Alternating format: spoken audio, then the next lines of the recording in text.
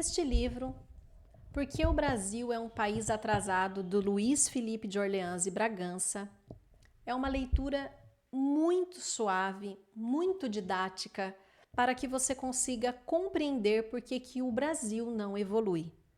Aqui nós sempre tivemos a maioria dos nossos governos que prevaleceu, que se perpetuaram, né, no poder, que foi de governos de esquerda. Esses governos, eles conseguiram montar um sistema no qual houve uma centralização do poder na União. E a União, que é Brasília, né, digamos assim, a União, ela nos envia o que deve ser feito e o que não deve ser feito. Ela, na verdade, é a lei maior. E tudo ali fica centralizado. Com a reforma tributária, isso se acentuará. Os municípios terão que pedir dinheiro para a União para ter as verbas trazidas para o município. E isso nós veremos como que será. Na minha opinião, aumentará ainda mais os casos de corrupção, porque quanto mais você tem que pedir, mais você tem que obedecer. Sendo assim, você fica um devedor de favores. Por exemplo, quando você pede dinheiro emprestado para alguém, você concorda comigo que você vira um devedor de favor para essa pessoa? Você não pode brigar com ela, você não pode discutir, você não pode ter uma divergência de opinião. Você é um eterno escravo dessa pessoa, até que você pague.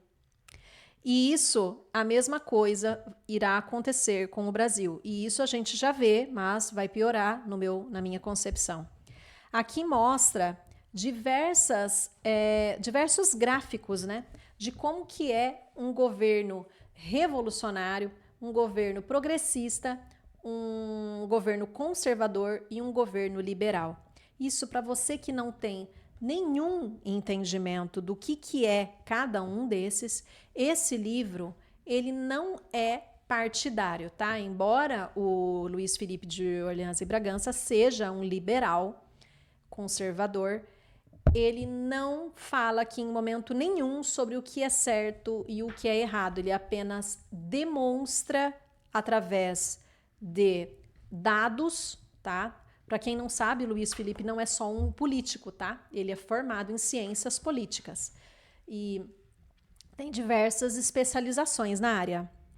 Então, ele é uma referência para estar falando sobre o assunto. Sendo assim, é um livro que eu recomendo leitura para quem se interessa por política. Eu adoro política, tá? Eu sempre estou inteirada na política desde 2012, na verdade. Não sei quantos anos eu tinha quando eu era 2012. Hoje eu tenho 41, mas não sei. E eu sempre leio muito sobre política, tá? Adoro entender o que acontece. E esse livro, ele abre a sua mente se você ainda não tem o conhecimento sobre as diferenças dos regimes. Aqui eles explicam também sobre como era no período da monarquia, como é no período da república. Antes havia corrupção na monarquia? Mas será que a monarquia nós não tínhamos menos pessoas para serem corrompidas? Hoje nós temos 513 deputados, 81 senadores, presidentes, prefeitos, vereadores. É muita gente para a gente bancar. Isso também deve ser pensado. Na monarquia eram menos pessoas. Tudo era mais concentrado, assim como é concentrado. Hoje nós vivemos numa república concentrada, porque a União, e mais especificamente o STF, é que dita as regras do nosso país. Nós que temos um mínimo de inteligência, já notamos que isso é o que acontece. Mesmo a nossa Constituição Federal, que está aqui atrás de mim, ela não é mais obedecida já há muito tempo. Desde aproximadamente 5 anos.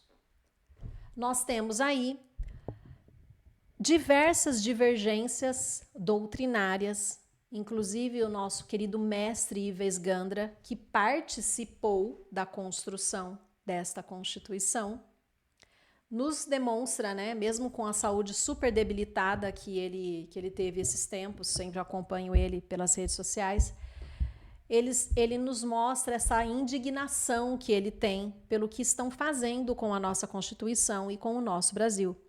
E nós, como advogados, e nós, como entendedores da lei e da Constituição, não podemos fechar os olhos diante do que está acontecendo. Nós sabemos, sim, que a Constituição não é mais respeitada, ela é ditada por um ditador, que é o Alexandre de Moraes. E todos os outros ministros simplesmente anuem porque se percebe nitidamente que eles têm medo do Alexandre de Moraes.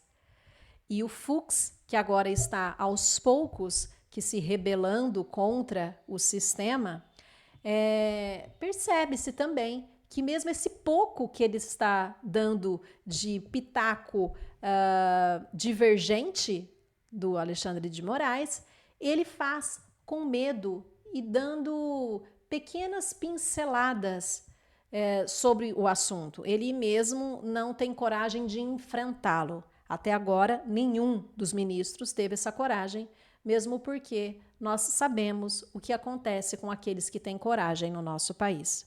Então, não podemos ter esta coragem. Mas não precisamos ser ignorantes por saber o que está acontecendo e ter medo de pensar. Muitas vezes nós não podemos nos expressar. Eu mesmo não me expresso o quanto eu deveria e eu poderia me expressar, porque eu zelo pela minha vida. Mas nós, como cidadãos brasileiros, como pessoas de bens e com a mente aberta, devemos sim estudar os dois e entender o que realmente está acontecendo no nosso país e que isso não é normal, não pode ser tratado com normalidade.